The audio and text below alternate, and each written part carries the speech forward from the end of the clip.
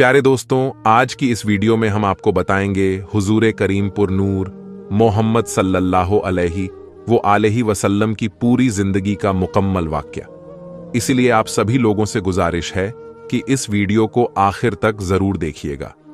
वैसे तो देखने वाले 4 घंटे का फिल्म देख लेता है, लेकिन आज ये वीडियो कोई फिल्म नहीं है, बल्कि ये वीडियो उनके मुबारक जिंदगी के बारे में है, जिनके आप और हम उम्मती हैं, और वही कल कयामत के मैदान में हमारा पूरसा निहाल होगा। मुझे तो ये नहीं मालूम कि मेरी वीडियो कौन देख रहे हैं, आप चाहे मर्द हो या औरत, बूढ़े हो या बच्चे, लेकिन आप इस वीडियो को मेहरबानी करके आखिर तक जरूर देखिएगा। दोस्तों, मैं मानता हूं कि यह वीडियो थोड़ी लंबी होगी, लेकिन आप पूरी वीडियो देख लेंगे तो मुझे यकीन है आप अपने नबी, जिनके आप और हम उम्मती हैं, उनके जिंदगी के बारे में जानने के लिए ये पूरा वीडियो जरूर देखेंगे। तो आप अदबो एहतराम से बैठ जाइए और हुजूर की जिंदगी का मुकम्मल वाक़या सुने। हजरत मोहम्मद सल्लल्लाहु अलैहि वसल्लम का हुजूर अकरम सल्लल्लाहु अलैहि वसल्लम की विलादत हुई। यहां पर आपको यह बात भी बताता चलूं कि हिजरी साल का आगाज किस तरह हुआ था। हजरत उमर फारूक रज़ियल्लाहु अन्हु के दौरे हुकूमत में उनकी दावत पर तमाम सहाबा इकराम 30 जमादियुस्सानी 17 हिजरी रोज जुमेरात मस्जिद नबवी में जमा हुए। आपने इस्लामी तारीखों सन पर एक अजीम खुतबा दिया। उस वक्त दुनिया में 4 तरह की तारीखें मशहूर हो मारूफ थीं। कमरी तारीख यानी चांद के हिसाब से तारीख देखना, ईसवी तारीख जिसको अंग्रेजी तारीख भी कहा जाता है, तारीख ए इब्रानी जो कि यहूदियों की तारीख है, और तारीखें झोलियानी। हजरत उमर ने फरमाया कि इस्लामी साल चांद के हिसाब से होना चाहिए। अब यह बताइए कि इस्लामी तारीख की इब्तिदा कहां से होनी चाहिए। बाज हजरत सहाबा रज़ियल्लाहु अन्हुम ने फरमाया हुजूर अकरम सल्लल्लाहु अलैहि वसल्लम की विलादत बासादत से शुरू होनी चाहिए। हजरत उमर ने फरमाया इस तारीखा में ईसाइयों के साथ मुसाइबा बनती है, क्योंकि उनके साल की इब्तिदा हजरत ईसा मसीह अलैहिस्सलाम की पैदाइश से शुरू होती है। बाद साहबा ने फरमाया कि जब आप सल्लल्लाहु अलैहि वसल्लम को नबूवत मिली, उस दिन से तारीख ए इस्लाम की इब्तिदा होनी चाहिए। आपने फरमाया कि नबूवत का इब्तिदाई ज़माना इस्लाम और मुसलमानों पर जुल्म और नाइंसाफ़ी का ज़माना था।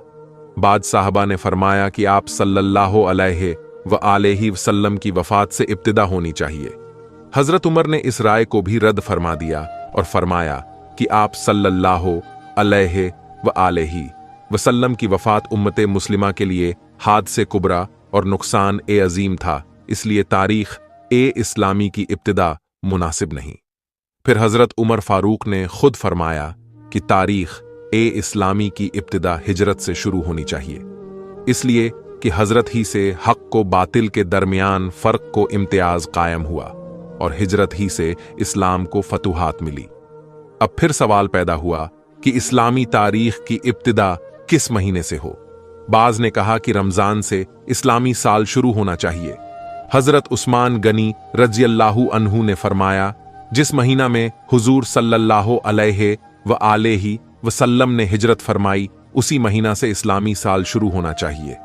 हुजूर अकरम ने रब्बीउल अव्वल के महीना में हिजरत फरमाई, लेकिन हिजरत का इरादा माहे मुहर्रम ही में कर चुके थे, इसलिए इस्लामी तारीख के साल की इब्तिदा मुहर्रम उल हराम से शुरू होनी चाहिए। लिहाजा इस्लामी साल की इब्तिदा मुहर्रम उल हराम से होना तय पाया गया। चुनांचे इस तरह इस्लामी साल को हिजरी साल का नाम दिया गया और इसको उर्दू में हे से और इंग्लिश में एच से जाहिर किया जाता है। हुजूर अकरम सल्लल्लाहु अलैहि वसल्लम के वालिद का नाम हजरत अब्दुल्ला और आपकी वालिदा का नाम हजरत आमिना बिनते वहब था। हुजूर अकरम की विलादत से पहले ही आप सल्लल्लाहु अलैहि वसल्लम के वालिद हजरत अब्दुल्लाह का इंतकाल हो गया था और आप अभी 6 साल के थे कि आपकी वालिदा हजरत आमिना भी इस दुनिया से रुखसत हो गईं। इसके बाद 8 साल की उम्र तक आपकी परवरिश आपके दादा हजरत अब्दुल मुत्तलिब ने की। 8 साल की उम्र में आपके सर से दादा का साया भी छिन गया और फिर 8 साल की उम्र से लेकर जवानी तक आप अपने चचा हजरत अब्बू तालिब के ज़ेरे कफालत में रहे, जिस रात आप और हैरत में मुब्तला था। उसने अपने चेलों को जमा किया और उनसे कहा कि पता करो माजरा क्या है। शैतान के चेलों ने सारी दुनिया घूमी और सुबह के वक्त नाकाम वापस लौटे और शैतान को बताया कि उन्हें कुछ पता नहीं चल सका। इसके बाद शैतान ने खुद निकलने का फैसला किया और सोचा कि आसमान पर जाकर देखता हूं कि फरिश्तों में क्या बात चल रही है। उस वक्त शैतान को चौथे आसमान तक की रसाई हासिल थी, लेकिन आज चौथा आसमान तो क्या, पहले आसमान पर ही फरिश्तों ने उसे रोक लिया और आतेशी हथियारों से उसे भगा दिया। इसके बाद शैतान जमीन की सैर के लिए निकला और हरम की सरजमीन में दाखिल होने की कोशिश की, लेकिन वहां भी फरिश्तों ने उसे रोक लिया। इसके बाद वह मक्के की पिछली जानिब जबले नूर पर पहुंचा, जहां गाड़े हिरा है और जहां हुजूर अकरम सल्लल्लाहु अलैहि व आलिहि वसल्लम पर पहले वही नाजिल हुई थी। वहां उसने अपने आप को एक छोटी सी चिड़िया के रूप में तब्दील किया और फिर हरम में दाखिल होने की कोशिश की। इस मर्तबा हजरत जिब्राइल अलैहिस्सलाम ने उसे पहचान लिया और उसे वहां से भगा दिया। शैतान ने हजरत जिब्राइल अलैहिस्सलाम से पूछा, ए जिब्राइल, आज कौन सा ऐसा वाकया पेश आया है कि मुझे आसमानों पर जाने से भी रोक दिया गया और अब एक चिड़िया के रूप में भी हरम में दाखिल नहीं होने दिया गया। हजरत जिब्राइल अलैहिस्सलाम ने फरमाया कि आज इंतहाई मुकद्दस रात है। आज सरकारें अंबिया हजरत मोहम्मद सल्लल्लाहु अलैहि व आलिहि वसल्लम की विलादत की रात है। उनकी विलादत होने वाली है, इसीलिए तुझे इस मुकाम पर दाखिले से रोक दिया गया है। शैतान ने हजरत जिब्राइल अलैहिस्सलाम से पूछा कि ए जिब्राइल, ये तो बता दो कि इस पैदा होने वाले बच्चे पर मेरा कोई बस चलेगा कि नहीं, मैं इन्हें बहका सकूंगा कि नहीं। हजरत जिब्राइल अलैहिस्सलाम ने कहा कि इस नूर पर तुम्हारा कोई बस नहीं चलेगा। फिर शैतान ने पूछा कि जिब्राइल, क्या इनका कलमा पढ़ने वाले मेरे बहकावे में आ जाएंगे कि नहीं। हजरत जिब्राइल ने कहा, ए शैतान, रसूल तो रसूल, इनके कलमा पढ़ने वाले पर भी तुम्हारा बस नहीं चलेगा जब तक कि उसके दिल में इस दुनिया की मोहब्बत ना पैदा हो जाए। जब दुनिया की मोहब्बत पैदा हो गई तो शैतान उसको अपना गुलाम बना लेगा। हुजूर ए अकरम सल्लल्लाहु अलैहि व आलिहि वसल्लम की वालिदा जनाबे आमिना कहती हैं कि दौरान हमल मुझे कभी कोई भी दर्द या तकलीफ महसूस नहीं हुई और न कभी कोई ऐसा एहसास हुआ जो पहले बच्चे की विलादत के वक्त अरब की आम औरतें बयान किया करती थीं। आप फरमाती हैं कि मैं और फातिमा बिनते असद कमरे में बैठी थीं कि अचानक कमरे की रोशनी में इजाफा होने लगा और ऐसा लगा कि यह कमरा आंखों से पोशीदा होता जा रहा है। जनाबे फातिमा बिनते असद यह मंजर देखकर घबरा गईं। अपनी जगह से उठी कि घर के मर्दों को जाकर बताएं। हजरत अब्बू तालिब को आवाज दी और जो देखा था वह बयान किया। हजरत अब्बू तालिब ने कहा, फातिमा घबराओ नहीं, ये सारा मंजर उस नूर की वजह से है जो इस दुनिया में तशरीफ लाने वाला है। हजरत आमिना कहती हैं कि इधर हजरत फातिमा बिनते असद बाहर निकली, उधर एक सफेद परिंदा नजर आने लगा। अजीब बात यह है कि मकान की छत भी गायब हो गई है और हर तरफ इस कदर नूर है कि जिसने मेरे इर्द गिर्द की तमाम चीजों को पोशीदा कर दिया है और अब मैं गोया 7वें आसमान तक का मुजाहिरा कर रही हूं। जनाबे आमिना कहती हैं कि उस वक्त एक सफेद परिंदा आया, उसने अपने जिस्म को मेरी पेशानी से मश्क किया। जैसे ही उसने अपना जिस्म मेरी पेशानी के साथ मस किया, मेरे गिर्द जितना नूर था वह सिमटकर मेरी पेशानी में जमा हो गया। जनाबे आमिना ने आसमानों का नजारा कर लिया और इसके बाद उनको अपना कमरा दोबारा नजर आने लगा। जनाबे फातिमा बिनते असद भी उस वक्त दोबारा तशरीफ ला चुकी थीं। जनाबे आमिना कहती हैं कि उस वक्त 4 औरतें मेरे पास आईं जिनके हाथ में शीशे के गिलास और सुराहियां थीं। उन्होंने मुझे सलाम किया और कहा कि हम जन्नत की हूरें हैं और हुक्म परवरदिगार से आपके पास तशरीफ लाई हैं। ये जन्नत का शरबत है, इसे नोश फरमा लें। हजरत आमिना ने वह शरबत पिया तो एक लम्हे के लिए दुनिया से गाफिल हो गई और जैसे ही होश में आती हैं तो क्या देखती हैं कि उनका बच्चा उनके पास इस अंदाज में सजदे की हालत में है कि उसका बायां हाथ जमीन पर है और दायां हाथ आसमान की तरफ बुलंद है। उसकी पेशानी खानाए खुदा की जानिब है। और जैसे ही वह सजदा से उठा, उसकी पेशानी से ऐसा नूर जाहिर हुआ कि मैंने और मेरी बहन फातिमा ने उसी नूर की रोशनी में एक तरफ यमन के सुर्ख महल देखे तो दूसरी जानिब बसरा और शाम के इलाके को देखा और तीसरी जानिब ईरान के मोहल्लात हमारी आंखों के सामने आ गए। हजरत आमिना फरमाती हैं कि मेरे यहां बच्चे की विलादत हुई और मुझे पता भी न चला कि यह बच्चा किस वक्त दुनिया में जाहिर हुआ। इसके बाद मुसलसल मेरे कानों में लोगों के सलाम की आवाजें आने लगीं। अस्सलामु अलैका या मोहम्मद, अस्सलामु अलैका या अहमद। मैंने उन 4 हूरों से पूछा कि यह कौन लोग हैं जो सलाम कर रहे हैं। उन्होंने कहा कि यह फरिश्तों की टोलियां हैं जो सलाम करने आ रही हैं। इसके बाद उन 4 हूरों ने कहा कि हम इस अमानत को जिब्राइल मीकाइल अलैहिस्सलाम के सुपुर्द करके वापस जा रही हैं। उन 4 हूरों में से एक ने बच्चे को अपने हाथों पर लिया और फिर आने वाले एक नौजवान की गोद में डाल दिया। मुझे बताया गया कि यह हजरत जिब्राइल अलैहिस्सलाम है। उनके साथ हजरत मीकाइल अलैहिमुस्सलाम है और दोनों के हाथ में जन्नत के पानी से भरे हुए लोटे थे। उन्होंने इस पानी को बच्चे के ऊपर डालना शुरू किया और फरमाया, ए आमीना, इस बच्चे को इस पानी की जरूरत नहीं है क्योंकि यह पाको पाकीज़ा है। इसे गुस्ल करने की जरूरत नहीं है, मगर हम नूरो सफा में ज्यादती के लिए इस पानी से गुस्ल दे रहे हैं। जनाबे आमिना कहती हैं कि मैंने देखा कि बच्चा खतनाशुदा है, नाफ कटी हुई है और पाक पाकीज़ा है। हजरत जिब्राइल और मीकाइल अलैहिमुस्सलाम अभी नेहला के फारिग हुए थे।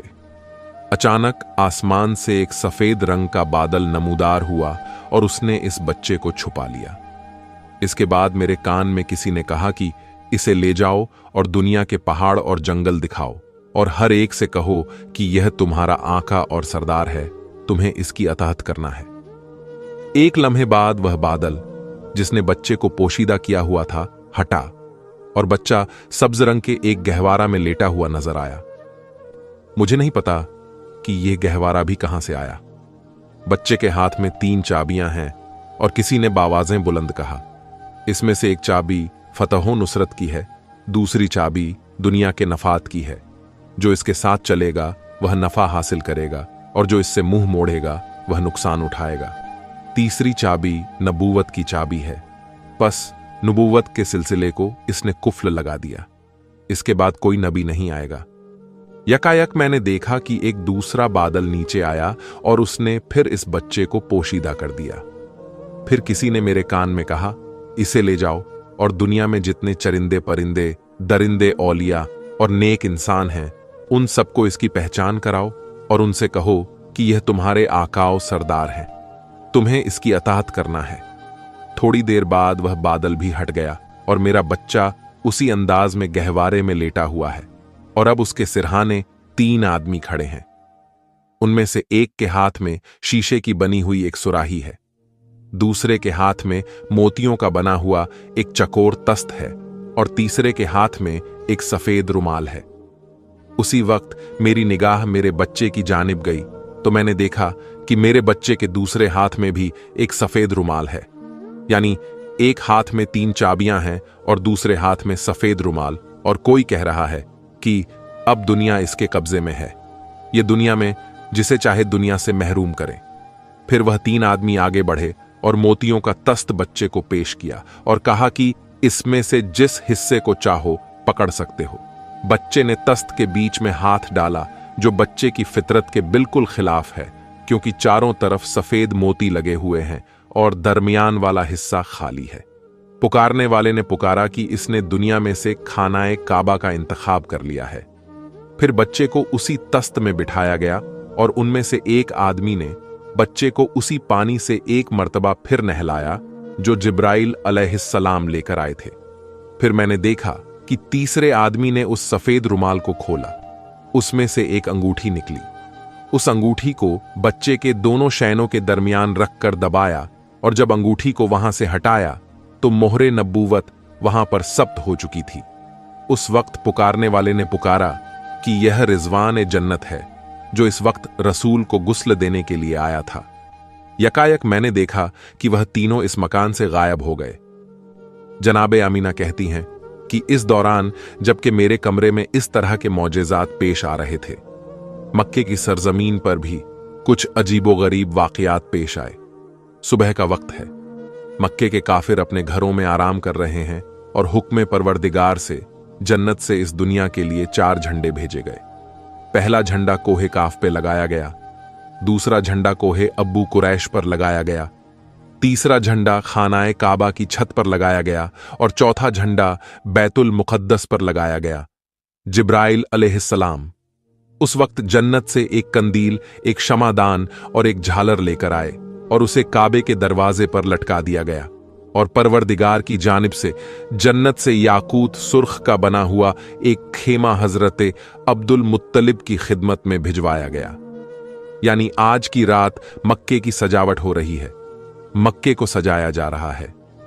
सुबह के वक्त मक्के वाले उठते हैं, करना चाहता हूं ताकि जिस मकसद के तहत मैं अपने वतन को छोड़कर इतने महीनों से मक्के में मुकीम हूं वह पूरा हो जाए और मुझे पता चल जाए कि वाकई वही बच्चा पैदा हुआ है कि नहीं। जनाबे अब्दुल मुत्तलिब उस आलिम की बेचैनी को देखते हुए पैगंबरे इस्लाम को एक कहवारे में लेकर आते हैं।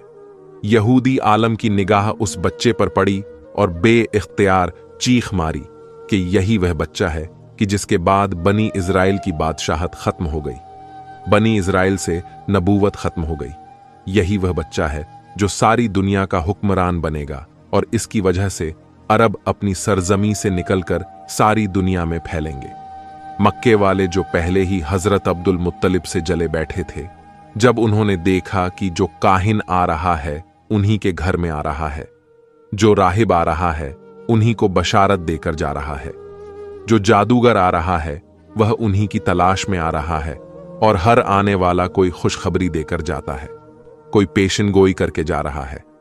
लोगों का जनाबे अब्दुल मुत्तलिब और इस बच्चे से हसद बढ़ता जा रहा है कि यह कैसा बच्चा है। मक्के की सर जमीन पर सैकड़ों लिम्बे इख्तियार पुकार उठा कि मैंने इस बच्चे को पहचान लिया है, मैं इसी की तलाश में मक्के आया था। जनाबे अब्दुल मुत्तलिब जो दीन इब्राहिमी पर हैं और सारे राजों से वाकिफ हैं। उन्होंने जब यह जुमला सुना तो फौरन पैगंबरे इस्लाम को वापस घर में ले गए और उन्हें पोशीदा कर दिया। 4 दिन तक पैगंबरे इस्लाम को पोशीदा रखा गया।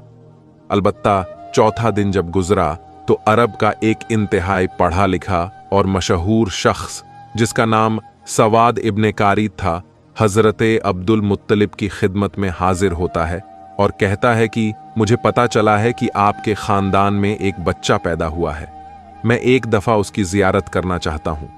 जनाबे अब्दुल मुत्तलिब देख चुके थे कि यहूदी आलिम की ख्वाहिश पूरी करने की वजह से पूरा मक्का या कम से कम खानदान बनु हाशिम के मुखालिफीन इस खबर को सुनकर हसद कर रहे थे। यह सवाद इब्ने कारीब तो मक्के में ज्यादा एहतराम का मकाम रखते हैं। अगर इन्होंने बच्चे के बारे में कोई बात कर दी या पेशिन गोई कर दी तो अहले मक्का का हसद और बढ़ जाएगा। इसलिए जनाबे अब्दुल मुत्तलिब ने इनकार कर दिया कि मैं अपने पोते को इस वक्त मजमा ए आम में नहीं ला सकता। सवाद इब्ने कारीद बेचैन हो गए और कहा कि फिर ऐसा करें कि मुझे उस बच्चे तक पहुंचा दें। जनाबे अब्दुल मुत्तलिब ने कहा कि हां, यह बात मानी जा सकती है, मेरे और इसके अलावा कोई नहीं होगा, इसका मकसद भी पूरा हो जाएगा और हसद का मसला भी पैदा नहीं होगा। चुनांचे उसे साथ लेकर जनाबे आमिना के मकान में दाखिल हुए। जैसे ही गहवारे के करीब पहुंचे और बच्चे पर से कपड़े को हटाया तो एक अजीब किस्म का नूर सारे कमरे में फैल गया। सवाद इब्ने कारिब पढ़े लिखे शख्स हैं, उन्हें पता है कि आखिरी जमाने में क्या होने वाला है। बे-इख्तियार झुकते हैं और इस बच्चे के कदमों को बोसा देते हैं। जनाबे अब्दुल मुत्तलिब को कहते हैं कि आप गवाह रहिएगा, मैं इस बच्चे पर अभी से ईमान ले आया हूं। मुझे पता है कि मैं उस वक्त तक जिंदा नहीं रहूंगा जब यह बच्चा ऐलान रिसालत करेगा, मगर आप गवाह रहिए कि मैं अभी इस बच्चे पर ईमान ला रहा हूं, क्योंकि मुझे पता है कि यही अल्लाह का आखिरी रसूल है। चुनांचे बनु हाशिम के अलावा पैगंबरे इस्लाम की पैदाइश के बाद सबसे पहले ईमान लाने वाली शख्सियत सवाद इब्ने कारीब की है। यह वाक़या हुजूर अकरम सल्लल्लाहु अलैहि व आलिहि व सल्लम की विलादत के और जब बीवी हलीमा की निगरानी में रहे तो वह हैरान है कि जब कभी हमारा दिल चाहता कि हम उनको नहलाएं और उनके सर में तेल डालें तो हम देखते हैं कि कोई हमसे पहले नहलाकर और कंघी करके गया है। आम बच्चे सोकर उठते हैं तो उनकी आंखों में मैल वगैरह होता है और जब यह सोकर उठते हैं तो चेहरा बिल्कुल तरोताजा होता है। जब कभी हमने चाहा कि उनका लिबास बदलें, पता चला कि पहले ही उनको कोई नया लिबास पहनाकर चला गया है। हत्ता के खाने वगैरह के सिलसिले में भी जिस घर में गए वहां पर पैगंबरे इस्लाम की वजह से रिज्क पहुंचा। घर वालों के खाने से पैगंबरे इस्लाम ने कभी हिस्सा नहीं लिया, तो अब जो भी परवरिश करने वाले हैं वह हैरान हैं कि हमें कोई काम करना ही नहीं पड़ रहा है। हत्ता के जब बचपने की वह उम्र थी कि जब आम तौर पर कुदरती जरूरियात की वजह से बच्चे का लिबास खराब हो जाता है। जनाबे आमिना और जनाबे हलीमा कहती हैं वह जो जरूरी हाजते हैं उनके निशान भी हमने कभी रसूल इस्लाम के लिबास पर नहीं देखे। गर्ज यह कि सारे के सारे काम परवरदिगार ए आलम की मसलहत से तय पा रहे हैं, मगर दुश्मनों का गिरोह मुसलसल हुजूर ए अकरम की तलाश में है। हजरत अब्दुल मुत्तलिब जो दीन इब्राहिमी पर हैं और अपने वालिद जनाबे हाशिम से उनको कुछ राज नबूवत भी मिले हैं, उनमें यह भी था कि इस बच्चे के दुश्मन बहुत ज्यादा होंगे। तुम्हें पूरी कोशिश करना है इस बच्चे को बचाने के सिलसिले में। इस मसले की वजह से हजरत अब्दुल मुत्तलिब पैगंबरे इस्लाम को मक्के से किसी और जगह मुंतकिल करना चाहते हैं, खास तौर पर जब उनको पता चला कि अक्सर यहूदियों के गिरोह आते हैं और मक्के के हालात का जायजा लेकर चले जाते हैं। यहूदी बार बार क्यों आ रहे थे, इसके बारे में आपको बताता चलूं। दरअसल यहूदी बहुत अरसा पहले से ही पैगंबरे इस्लाम की विलादत को रोकने की फिक्र में थे। अब्द मुनाहक पर हमला हुआ, जनाबे हाशिम पर हमला हुआ, जनाबे अब्दुल मुत्तलिब पे हमला हुआ, जनाबे अब्दुल्लाह पे हमला हुआ, मुसलसल ये हमले हुए। रिवायत में है कि जब जनाबे अब्दुल्लाह की जवानी का जमाना आया था तो यहूदियों की सारी साजिशों का मरकज ये था कि किसी तरह उन्हें खत्म कर दो तो विलादत ए रसूल रुक जाएगी। यहूदी यह पहचान गए थे कि जनाबे अब्दुल्ला पैगंबरे इस्लाम के वालिद हैं और यह पहचान हजरत याहिया अलैहिस्सलाम के उस कुर्ते की वजह से हुई थी जो यहूदियों के पास था, और जनाबे अब्दुल्लाह की विलादत के वक्त उसमें से खून निकलना शुरू हो गया था। उन्होंने सोचा कि अगर जनाबे अब्दुल्लाह को शादी से पहले कत्ल कर दिया जाए तो रसूलुल्लाह की विलादत नहीं हो सकेगी। चुनांचे उन्होंने हमला कर दिया, मगर वह हमला भी नाकाम हुआ और उसी के नतीजे में जनाबे अब्दुल्ला की शादी जनाबे आमिना से हुई। अब जनाबे आमिना से शादी के बाद यहूदी और परेशान हो गए कि अब क्या किया जाए। किसी न किसी तरीके से विलादत के सिलसिले को रोकना है और इत्तेफाक से उन्हें एक मौका मिल गया। जनाबे अब्दुल्ला किसी काम के सिलसिले में मदीने जाते हैं और मदीना यहूदियों का गढ़ है। चुनांचे रिवायत से पता चलता है कि मदीना में जनाबे अब्दुल्लाह पर हमला हुआ और जहर के जरिए जनाबे अब्दुल्ला को शहीद किया गया। अब यहूदियों को एक इत्मीनान तो हो गया कि पैगंबरे इस्लाम के वालिद तो शहीद हो गए। सिर्फ एक बात का पता करना है कि उनके यहां कोई औलाद है या नहीं। अगर यह पता चल जाए कि यह बे औलाद थे तो घर में जाकर इत्मीनान से सोना, और अगर यह पता चले कि उनके यहां कोई औलाद है तो फिर उसके कत्ल का इंतजाम करना होगा। यहूदियों का एक गिरोह बना। यह लोग खास इस काम के लिए मदीना से मक्का आए। वहां आकर तहकीक की तो इत्मीनान का सांस लिया। जब पता चला कि वो ला औलाद थे, उनके यहां कोई औलाद नहीं थी, चुनांचे बड़े इत्मीनान से वापस मदीने गए। मदीने पहुंचकर मदीना से लेकर शाम तक जहां जहां यहूदी फैले हुए थे, सबको यह खुशखबरी पहुंचा दी गई कि मुबारक हो, हमारे लिए जो खतरा था वो खतरा टल गया है। हजरत याहिया अलैहिस्सलाम के कुर्ते से जो खून निकल रहा था, अब वो खून सूख गया है, जिससे यह यकीन हो गया कि पैगंबर के वालिद का इंतकाल हो गया है और उनके यहां कोई औलाद भी नहीं है, जिसका मतलब यह है कि अब आखिरी रसूल पैदा नहीं होंगे। यह खुशखबरी सारी दुनिया में यहूद में फैला दी गई। मदीना से लेकर शाम तक जश्न मनाया गया और यहूदी बड़े मुतमिन थे, मगर उनसे एक बुनियादी गलती यह हुई कि ये तो मालूम कर लिया कि पैगंबरे इस्लाम इस दुनिया में नहीं आए। ये तो पता चला लिया कि अब्दुल्ला के यहां कोई औलाद नहीं थी, मगर यह मालूम करना भूल गए कि क्या ऐसा तो नहीं है कि जनाबे अब्दुल्ला की बीवी हजरते आमिना हमीला हो और कुछ महीने के बाद बच्चा पैदा हो जाए। इस तरफ उनका ख्याल गया ही नहीं। यह देखकर मुतमईन होकर घर चले गए कि अब्दुल्ला के यहां कोई औलाद नहीं है। लेकिन जब 12 रब्बीउल अव्वल को अजीबो गरीब वाकयात पेश आए, अवाम को इतनी मालूमात नहीं है, लेकिन यहूदी ओलमा परेशान होकर बैठे हैं, क्योंकि उन्होंने अपनी किताबों में पढ़ा हुआ है कि यह सारे वाकयात उस जमाने के हैं जब आखिरी रसूल पैदा होगा। मगर यह क्या हुआ? आखिरी रसूल कैसे पैदा हो गया? क्योंकि आखिरी रसूल के वालिद को हमने पूरे यकीन के साथ कत्ल किया कि यही रसूल के वालिद हैं, और हजरत याहिया के कुर्ते ने भी गवाही दी कि यही वालिद हैं। यह भी हमने पता चला लिया कि उनके यहां कोई औलाद नहीं है। फिर ये रसूल कहां से आ गए? अब परेशान हैं, क्योंकि उनकी किताब में लिखा हुआ है कि आखिरी रसूल अब्दुल्ला के यहां पैदा होंगे और यह अजीबो गरीब वाकयात पेश आएंगे। अब हैरान हैं कि अब्दुल्ला के हाथों रसूल पैदा नहीं हुए, और अगर किसी और के यहां पैदा हुए हैं तो यह हमारी किताब के बरअक्स है। फौरन एक गिरोह बनाया गया ताकि वो मक्का में जाकर तहकीक करें। जब यह लोग मक्का पहुंचे तो उस वक्त पैगंबरे इस्लाम को मक्के से हजरत हलीमा सादिया के मकान में मुंतकिल किया जा चुका था, और पैगंबरे इस्लाम की पैदाइश को 2 माह गुजर चुके थे। अब यह यहूदी परेशान होकर ढूंढ रहे हैं कि कौन सा बच्चा ऐसा है जो 2 माह पहले पैदा हुआ होगा, मगर कोई ऐसा बच्चा नजर नहीं आ रहा। किसी से पूछ नहीं सकते, क्योंकि मक्के में 2 मर्तबा यहूदी साजिश करके गए हैं। जनाबे अब्दुल्ला पर भी हमला इन्होंने करवाया था, और उनके बाद जनाबे आमिना के बारे में भी तहकीक इन लोगों ने करवाई थी। चुनांचे अब मक्का वाले होशियार हो गए हैं।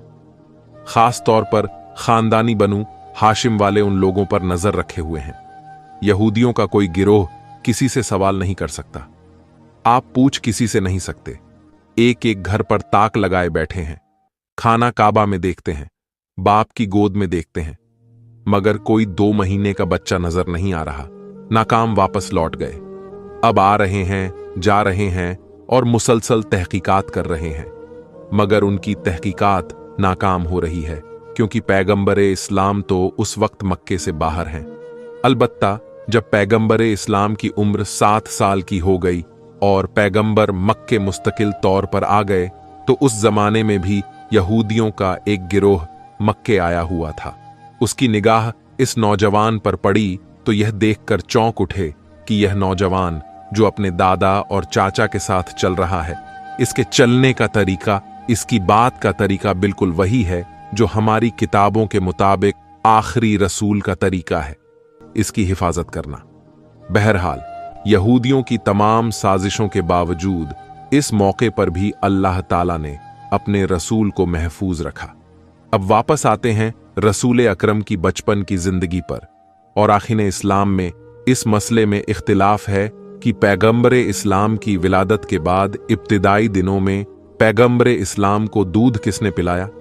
एक रिवायत यह है कि विलादत के फौरन बाद पहले 8 दिन तक सोबिया ने पैगंबरे इस्लाम को दूध पिलाया। यह सोबिया पैगंबरे इस्लाम के एक चाचा अब्बू लहब की कनीज थी। रिवायत में है कि अब्बू लहब ने फकत इस खुशी में कि उस कनीज ने उसके भतीजे को दूध पिलाया था, आजाद कर दिया था। जिस वक्त पैगंबरे इस्लाम की विलादत हुई उस वक्त अब्बू लहब आपकी मुखालफत में नहीं था, क्योंकि उस वक्त उसकी शादी नहीं हुई थी। बाद में पैगंबरे इस्लाम की मुखालफत करने का एक सबब उसकी बीवी भी थी। खानदान ने बनु उमैया में शादी के बाद अब्बू लहब अपने खानदान को छोड़कर अपने ससुराल के साथ मिल गया था। दूसरी रिवायत के मुताबिक पैगंबरे इस्लाम को हलीमा सादिया के सुपुर्द करने से पहले चंद दिन दूध हजरते आमिना ने ही पिलाया था। इसके बाद पैगंबर को बीबी हलीमा सादिया के सुपुर्द कर दिया गया, जिन्होंने शरई हुक्म के मुताबिक 2 साल तक पैगंबरे इस्लाम को दूध पिलाया। रिवायत में है कि जिस वक्त हलीमा सादिया ने पैगंबरे इस्लाम को दूध पिलाया उस वक्त वह दीन इब्राहिमी पर थीं और उस वक्त दीन इब्राहिम ही बरहक दीन था। चुनांचे उस पर ईमान रखने वाला अल्लाह के दीन पर अमल करने वाला माना जाता था। यानी कि कोई यह एतराज नहीं कर सकता कि किसी मुशरिक या काफिर ने पैगंबर इस्लाम को दूध पिलाया था। पैगंबर इस्लाम की विलादत से पहले का 1 साल पूरे अरब और मक्का वालों के लिए बड़ी परेशानी का साल था। बारिशें कम हुई थीं, जिसकी वजह से गल्ला कम पैदा हुआ था। मक्के वाले भी परेशान थे, मक्के के बाहर वाले भी परेशान थे। मगर जिस साल पैगंबर इस्लाम की विलादत हुई, मक्का इंतहाई खुशहाल हो गया, लेकिन मक्के के बाहर अभी तक कहत पड़ा हुआ था, जिसकी वजह से आसपास के जो कबीले थे वहां से लोग रोजगार के लिए मक्का आ रहे थे। जहां एक तरफ मक्का में कहत नहीं है और गल्ला कसरत के साथ है, मगर दूसरी तरफ एक परेशानी खड़ी हो गई कि उसी जमाने में मक्के में एक वबाई बीमारी फैल गई थी। खास तौर पर बच्चे उसकी चपेट में बहुत जल्दी आ रहे थे। एक से दूसरे और दूसरे से तीसरे घर में यह बीमारी फैलती जा रही थी।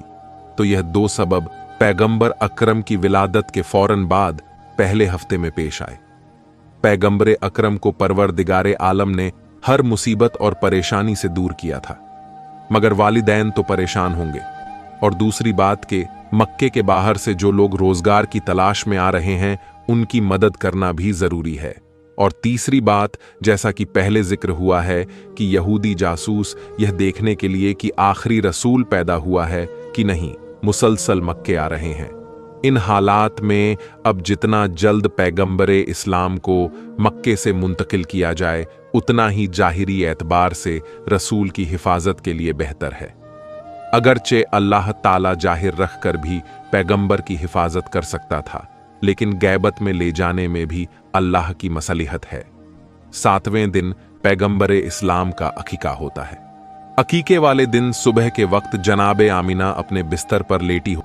जैसा कि पहले जिक्र हुआ कि मक्के से बाहर कहीं पड़ा हुआ था, लेकिन कहत ना भी पड़ता तब भी अरबों का यह तरीका था कि साल में 2 दफा, मौसम बहार में यानी सर्दी के फौरन बाद और मौसम खजा में यानी गर्मी के फौरन बाद, जो आसपास के देहात थे वहां की औरतें मक्के में आती थीं और एक एक शख्स के दरवाजे पर जाती थीं कि अगर आपका कोई बच्चा है तो हमें दीजिए, हम उसकी परवरिश करेंगी, उसे दूध पिलाएंगी और जो उजरत पाए उस पर बच्चा उनके हवाले कर दिया जाता। तो मुसलसल कहत के जमाने में तो और ज्यादा औरतें आ रही थीं। 8वें दिन जनाबे अब्दुल मुत्तलिब अपने गुलाम को बुलाकर कहते हैं कि जाकर मक्के के बाजारों में, गलियों में और जहां यह औरतें जमा होती हैं, वहां जाकर मालूम करो कि क्या कोई ऐसी औरत है जो मेरे इस बच्चे को ले जाने के लिए तैयार हो। इधर गुलाम गया, उधर जनाबे आमिना की कनीज आती है और कहती हैं कि हमारी मलिका आमिना ने यह दरख्वास्त की है कि आप जिसका भी इंतखाब करें, एक दफा उसे मेरे पास जरूर भेज दीजिएगा। मक्के से कुछ फासले पर कबीलाए बनी साद अरब का एक बहुत बड़ा कबीला था। बीबी हलीमा का ताल्लुक उसी कबीले से था। इसी निस्बत से नाम हो गया हलीमा सादिया। जनाबे हलीमा सादिया कहती हैं कि हम लोग अपने दस्तूर के मुताबिक साल में 2 दफा मक्के जाते थे और जाने के बाद वहां के साहिबान दौलत और जो सरदार हैं उनके बच्चों को लेकर आते थे। इस साल हमें जाने की जल्दी थी क्योंकि हमारे इलाके में शदीद से शदीद होता जा रहा था। जाएंगे तो किसी साहिबे दौलत का किसी सरदार का बेटा मिलेगा तो हमारी परेशानी दूर हो जाएगी। चुनांचे हमारा काफिला निकला। सारा कबीला एक साथ चल रहा है। पूरे कबीले का एक ही पेशा है, मर्द और औरतें सब साथ जा रहे हैं। जनाबे हलीमा सादिया कहती हैं कि मैं इस पूरे सफर में बेहद परेशान रही, इसलिए कि मैं जिस सवारी पर सवार थी वह एक गद्दी थी और बीमार थी। उससे चला नहीं जा रहा था, बड़ी सुस्त रफ्तारी से चल रही थी। अब मैं भी शर्मिंदा के कबीले वाले मेरी वजह से परेशान हैं। कबीले वालों के आपस में ऐसे ताल्लुकात हैं कि किसी को छोड़कर कबीला आगे भी नहीं बढ़ सकता। मेरे सुस्त जानवर की वजह से सारे कबीले को आहिस्ता आहिस्ता चलना पड़ रहा है। अब अगरचे कोई जुबान से नहीं कह रहा, लेकिन मुझे मालूम है कि उन सबको जल्दी है कि मक्के जाएं और पैसे लेकर आएं, ताकि उनकी जिंदगी में राहत और आसानी आए। दूसरा, मेरा मसला यह था कि कहत की वजह से मेरे पास खाने के लिए तो कुछ था नहीं। अपनी गिजा के लिए फकत एक ऊंटनी थी। उसका दूध निकालकर हम लोग पिया करते थे। मगर आज के दिन ऊंटनी भी बीमार थी और उसके पास दूध भी ज्यादा नहीं था। बहुत थोड़ा सा दूध जो हम कभी उसके थनों से निकालते थे वह हम सब इस्तेमाल करते थे और सब भूखे रह जाते थे। हालात ऐसे हैं कि कोई किसी से कुछ मांग भी नहीं सकता। और तीसरी परेशानी मेरे साथ यह हुई कि खुद मेरी गोद में जो बच्चा था उसको पिलाने के लिए भी मेरे पास दूध नहीं था, इसलिए कि मेरे दाएं सीने में दूध बिल्कुल खुश्क हो चुका था। बाएं सीने में दूध था मगर इतना कम कि मेरा अपना बच्चा भूखा रह जाता था। गिजा भी कम मिल रही है। वैसे भी जनाबे हलीमा को उस वक्त बीमारी है। अब इंतहाई परेशान कि हम चल तो रहे हैं मगर इन सारी मुसीबतों के साथ चल रहे हैं। नतीजा क्या होगा? खैर, आहिस्ता आहिस्ता चलते हुए हम मक्का में दाखिल हो गए। मक्के में दाखिल होने के बाद मुझे तो अपनी सवारी के जानवर और अपनी ऊंटनी की भी फिक्र है, और मुझे खुद अपनी भी फिक्र है कि अगर मैंने किसी बच्चे को गोद ले भी लिया तो लाजमी तौर पर देने वाला पहली तहकीक यही करेगा कि उसके बच्चे को पेट भरकर गिजा मिलेगी या नहीं। और मेरी हालत ऐसी है कि मैं अपनी औलाद को भी दूध नहीं पिला पा रही हूं। मैं इंतहाई परेशान थी, जिसकी वजह से मैं दूसरी औरतों के साथ ना जा सकी। पूरा कबीला मक्के में है और मुझे इत्तला मिली कि मक्के के अंदर जितने भी मालदार आदमी हैं, जितने भी साहिबे हैसियत आदमी हैं, उन सब के बच्चे तो दूसरी औरतों ने ले लिए और मुझे कहीं से कोई बच्चा ना मिल सका। अब मैं इंतहाई परेशान की क्या करूं?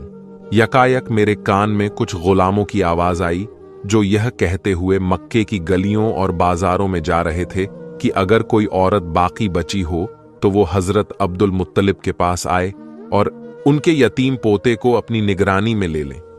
जनाबे हलीमा सादिया कहती हैं कि अब्दुल मुत्तलिब का नाम बड़ा नाम है, मक्के के सरदार हैं, सारा अरब उनको जानता है। हैरान है कि फिर ऐसी क्या वजह है कि इस बच्चे को कोई गोद में लेने वाला नहीं है और गुलामों को आवाज लगाना पड़ रही है, फिर भी कोई तैयार नहीं हो रहा। अपने साथियों से पूछा कि तुम अरब के सारे मालदार घरानों के बच्चों को लेकर आई हो, लेकिन सबसे अहम घराने को छोड़ दिया। तो उन्होंने जवाब दिया कि बेशक ऐलान अब्दुल मुत्तलिब की जानिब से हो रहा है, मगर जिसके लिए ऐलान हो रहा है उसका बाप नहीं है, यह यतीम है, और जब बाप नहीं तो हमें यह तवक्को नहीं कि इस बच्चे की परवरिश से हमें कोई नफा पहुंचेगा। इसीलिए कि जो हक बाप अदा करता है दादा, वो हक अदा नहीं कर सकता। इसलिए हम डरते हैं कि अब्दुल मुत्तलिब का नाम सुनकर हम इस बच्चे को ले तो जाएंगे, मगर बाप ना होने की वजह से हमें पूरे पैसे नहीं मिलेंगे। जनाबे हलीमा सादिया कहती हैं कि यह बात मेरी समझ में भी आ गई, इसीलिए ऐलान सुनने के बावजूद मैं वहां पर नहीं गई। मैंने कोशिश की कि अगर हो सके तो किसी और घराने से कोई बच्चा मिल जाए, लेकिन पता चला कि मुझसे देर हो गई और जितने भी मालदार घरों के बच्चे हैं, ना सिर्फ यह कि वो जा चुके हैं, किसी गरीब घर का बच्चा भी अब नहीं मिल रहा है। चुनांचे मैं परेशान होकर हजरत अब्दुल मुत्तलिब के पास पहुंची कि चलो, अगर अपनी ख्वाहिश के मुताबिक ना मिले तो खाली हाथ जाने से तो बेहतर है कि जैसा बच्चा मिले तो उसी को ले जाओ। मैं हजरत अब्दुल मुत्तलिब के पास पहुंची और सलाम किया। सलाम का जवाब देते हैं और पूछते हैं कि तुम क्यों आई हो? मैंने वजह बताई। कहा कि यह बताओ कि तुम्हारा नाम क्या है। मैंने बताया कि मेरा नाम हलीमा सादिया है। नाम सुनकर हजरत अब्दुल मुत्तलिब मुस्कुराए और कहा कि नाम तो बहुत अच्छा है, नाम में हिल्म भी है और शहादत भी है। ये दो ऐसी खूबियां हैं कि ये किसी को भी मिल जाए वो दुनिया में भी कामयाब हो जाता है और आखिरत में भी कामयाब हो जाता है। क्या मेरे पोते को अपने साथ ले जाओगी? हलीमा सादिया कहती हैं कि मैं आई इसीलिए हूं। कहा कि नहीं, तुम्हें पहले बहू के पास जाना होगा, आमीना से मुलाकात करो, अगर वो भी राजी हो जाएं तो फिर यह मामला तय पाता है। अब कनीज के साथ हलीमा सादिया जनाबे आमीना के पास तशरीफ ले जाती हैं। उनके कमरे में जाते ही हैरान हो गई। जिस वक्त कमरे में दाखिल हुई, दोपहर का वक्त है और अरब का सूरज जहां पर बादल नाम को नहीं होता है, हर वक्त रोशनी ही रोशनी। लेकिन कमरे में दाखिल हुई तो देखा कि सूरज की रोशनी से हटकर किसी रोशनी से कमरा मुनव्वर हो रहा है। हैरान होकर सवाल किया कि आप अपने कमरे में दिन के वक्त भी चिराग रोशन करके रखती हैं। जनाबे आमिना मुस्कुराकर कहती हैं कि नहीं, ये चिराग की रोशनी नहीं है, ये मेरे बेटे के चेहरे की रोशनी है। ये जिस वक्त से इस कमरे में आया है, हर वक्त ये कमरा रोशन रहता है। जनाबे हलीमा सादिया कहती हैं कि आई तो थी, बड़े बुझे दिल के साथ कोई नहीं मिल रहा, इसलिए लेने आई। मगर यह जुमला सुना तो आगे बढ़कर बच्चे पर निगाह पड़ी। बड़े इस्लाम को गोद में लेकर बाहर आईं। फिर उनके दादा हजरत अब्दुल मुत्तलिब के पास गईं। पैगंबर इस्लाम के दादा ने कहा, ए हलीमा, इसे लेकर तो जा रही हो, मगर एक चीज हम तुम्हें बता दें कि इस बच्चे के दुश्मन बहुत ज्यादा हैं। अगर तुम इस बच्चे के साथ किसी अजीबो गरीब वाकये को देखो, कोई नई चीज तुम्हें नजर आए, तो हैरत ज्यादा ना होना और किसी को बताना नहीं कि तुमने क्या देखा है, वरना दुश्मन मुसलसल पीछे लगेंगे। अभी यहां से तो हिफाजत से पैगंबर चले जाएंगे, मगर तुम्हारे कबीले में जाने के बाद अगर यह खबरें फैलने लगीं कि इस बच्चे की क्या बरकतें हैं, तो यहूद के कान खड़े हो जाएंगे। खास वादा लिया, बल्कि कहा कि अगर तुम चाहो तो मैं अपने मोहल्ले में खुफिया मकान तुम्हें दे दूं। हलीमा सादिया कहती हैं कि नहीं, अपने खानदान और अपने कबीले को छोड़ते हुए मुझे अच्छा नहीं लगेगा। खैर, बात तय पाई गई और जनाबे हलीमा सादिया पैगंबरे इस्लाम को साथ लेकर चले और अपने कबीले के पास पहुंची। काफिला फकत उनका इंतजार कर रहा है और बाकी सारी औरतों का मुआमला तय पा चुका है। हर एक को पहले ही बच्चे मिल चुके थे। चुनांचे जैसे ही यह पहुंची, काफिला खड़ा हुआ और हरकत करने लगा। मगर अब जो काफिला हरकत कर रहा है तो सब हैरान थे। आते वक्त हलीमा सादिया को देखकर सब परेशान थे। जाते वक्त हलीमा को देखकर सब हैरान हैं कि उनकी सवारी वो गाधी जो बीमारी के आलम में थी और चला नहीं जा रहा था, अब वापसी पर इतनी तेज रफ्तार से चल रही है कि तेज तरीन घोड़ा भी इस रफ्तार से नहीं चलता।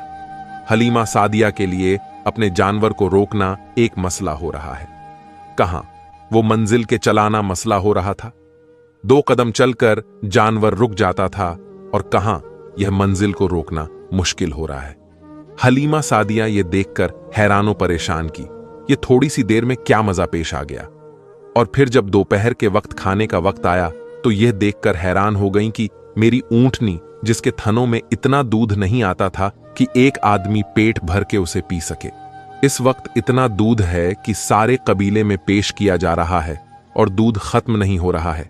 ये क्या अजीबो गरीब वाकयात पेश आ रहे हैं।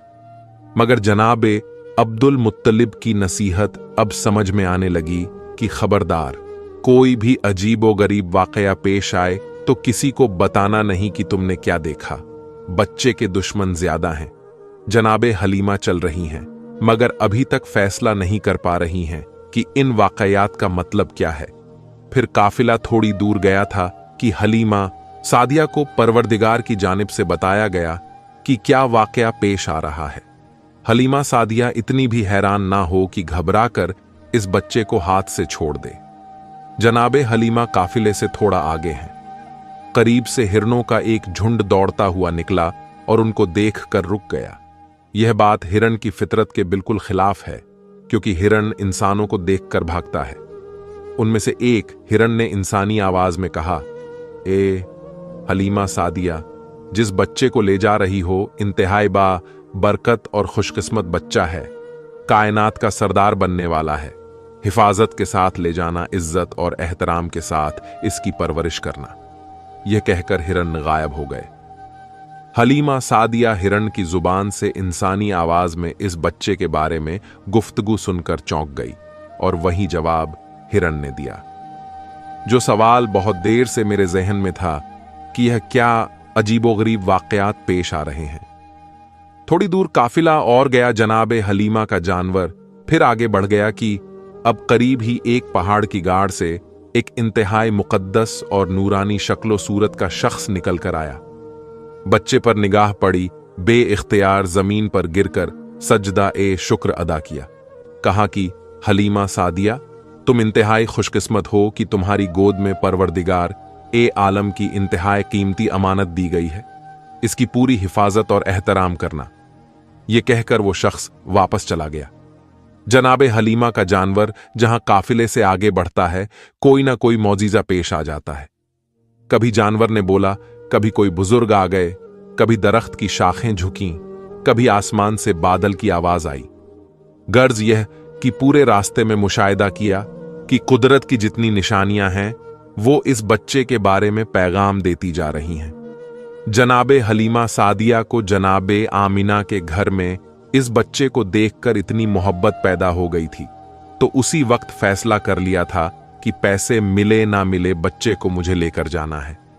यह जो वाकया देखे तो मोहब्बत और बढ़ती जा रही है।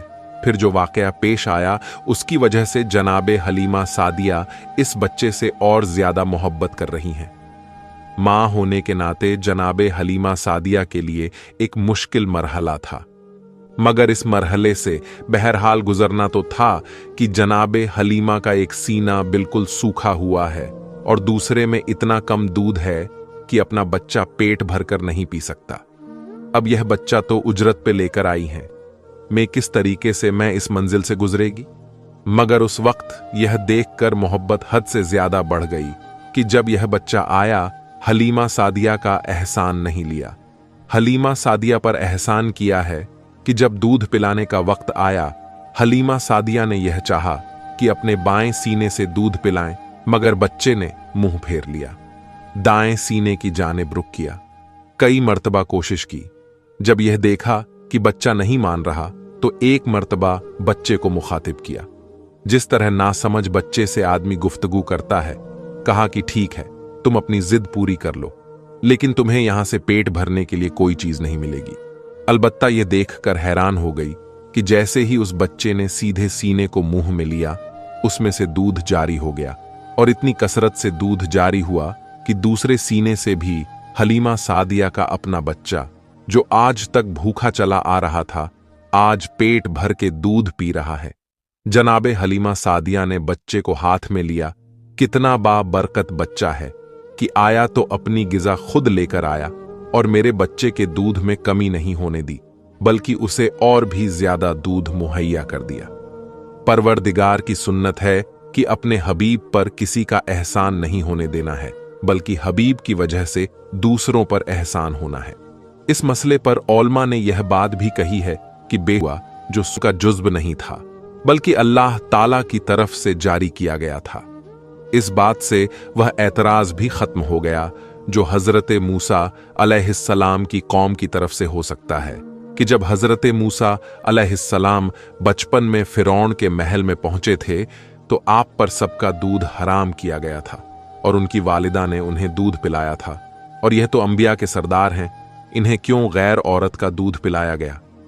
सफर तमाम हुआ और जनाबे हलीमा सादिया इस बच्चे को लेकर अपने घर पहुंची। तारीख में लिखा है कि जब बच्चे को घर में लिटाया गया तो जनाबे हलीमा की सवारी वह गद्दी 3 मर्तबा बिस्तरे रसूल के गिर्द तवाफ करती है और फिर पेशानी को जमीन पर रखकर इंसानी आवाज में कहती है कि ए सरदार, ए अंबिया, मैं आपकी एहसानमंद हूं कि आपकी वजह से मेरी बीमारी खत्म हो गई। हलीमा सादिया फिर चौंकी। फिर एक मौजिजा देखा कि अब समझ में आया कि यह जात इस जानवर की बीमारी खत्म करने का सबब बनी थी। और फिर तो ऐसे वाकयात, ऐसे मुशाहिदात मुसलसल पेश आते रहे कि हलीमा सादिया हैरान होकर सोच रही थी कि जिस बच्चे को मैं बादले, खस्ता और मजबूरन लेने गई थी, वह मेरे लिए कितना बरकत साबित हुआ। यह बात जहन में रहे कि पैगंबरे इस्लाम उस वक्त हलीमा सादिया के घर तशरीफ लाए थे जब उनके पूरे कबीले में कहर था। जनाबे हलीमा सादिया कहती हैं कि हम मक्के से उजरत में पैसे नहीं गल्ला लेकर आए थे, तो कहत में इंसानों के लिए खुराक मुश्किल थी तो जानवरों को क्या खिला सकते थे, मगर फिर भी अपने जानवरों को अपने हाथ से तो नहीं मार सकते। रोजाना सुबह को अपने जानवरों को कबीले के चारों तरफ चरने के लिए भेज देते हैं, और अजीब बात यह है कि सारे कबीले के जानवर भूखे वापस आ रहे हैं। अगर किसी को खुराक मिल भी गई तो फकत इतनी कि मरने ना पाए, मगर भूखे रह जाते हैं। रोज बरोज कमजोर हो रहे हैं और मेरे जानवर इन्हीं जानवरों के साथ जा रहे हैं, लेकिन वह जब वापस आते हैं पेट भरे हुए आते हैं। जिस्म फरबा से फरबा होता जा रहा है। सारा कबीला हैरान है कि सारे जानवर एक साथ ही एक जगह पर जा रहे हैं। लेकिन सारे कबीले के जानवर कमजोर होते जा रहे हैं और हलीमा सादिया के जानवरों के साथ इतनी बरकत।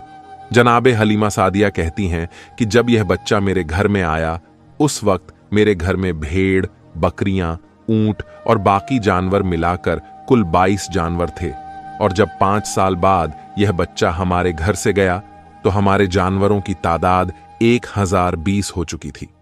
पैगंबरे इस्लाम उस घर में जितना अरसा रहे एहसान नहीं लिया, बल्कि हलीमा सादिया और उनके कबीले पर एहसान किया है। जनाबे हलीमा माजिद कहती हैं कि मुझे इस बच्चे का कोई काम सर अंजाम ना देना पड़ा। जब कभी मैं इरादा करती कि आज इसके बालों में कंघी करूं और मैं यह देखती कि इसके बालों में कंघी हो चुकी है, जब इरादा करती कि इसका चेहरा धो तो देखती कि इसका चेहरा पहले से धुला होता। जब कभी यह इरादा करती कि आज इसका लिबास बदलना है तो लिबास पहले से बदला हुआ होता। मैं हैरान हुआ करती कि यह सारे काम कौन अंजाम देकर जाता है, कौन है, किस वक्त आता है, मुझे पता भी नहीं चलता। और मसला फकत हलीमा सादिया के घर तक नहीं। हलीमा सादिया को तो बरकत मिली ही, मगर सारा कबीला पैगंबरे इस्लाम से मुतासिर हो रहा है। यही वजह है कि उन 5 सालों में यहूदी पूरा जोर लगा रहे हैं कि पता तो चले बच्चा गया तो गया कहां, मगर उन्हें जर्रा बराबर भी खबर ना मिल सकी, फकत इसलिए कि हलीमा सादिया का सारा कबीला पैगंबरे इस्लाम पर जान छिड़कता है, पैगंबरे इस्लाम से मोहब्बत करता है। और सबब यह है कि जनाबे हलीमा कहती हैं कि पहले दिन मैं इस बच्चे को लेकर अपने कबीले के उस दरख्त के पास गई जो सूखा हुआ था। मैं इस बच्चे को लेकर उस दरख्त के नीचे बैठी और हमने देखा कि खुद ब खुद उस दरख्त पर पत्ते आ गए, सरसब्ज़ो शादाब हो गया और फल लग गए। और फकत दरख्त का मसाला नहीं है, जिसके घर में इस बच्चे को लेकर जाऊं वह घर खुशहाल हो जाता है। जो इस बच्चे के करीब आ जाए उसकी किस्मत ही बदल जाती है। यहां तक कि हमारे कबीले की जो सबसे गरीब औरत थी, इतनी गरीब थी कि उसका लक़्ब पड़ गया। उम्मुल मासाकिन, सारे मिस्कीन की मां, यानी सबसे गरीब और फकीर औरत। सिर्फ एक मर्तबा वह मेरे घर में कुछ मांगने आई। मेरे घर से जब उसे कुछ ना मिल सका और वह जाने लगी तो चलते चलते उसकी निगाह इस बच्चे पर पड़ गई। 14वीं रात के चांद की तरह इसका चेहरा चमक रहा है। खुद ब खुद वह आगे बढ़ी और पैगंबरे इस्लाम की पेशानी को बोसा दिया। एक अरसा नहीं गुजरा था कि वह हमारे कबीले की मालदार तरीन औरतों में शुमार होने लगी। उसे इस बात का एहसास भी था कि यह तब्दीली किस वजह से आई है, चुनांचे अब वह सुबह शाम आती है और इस बच्चे के तलवे अपनी आंखों से मलती है।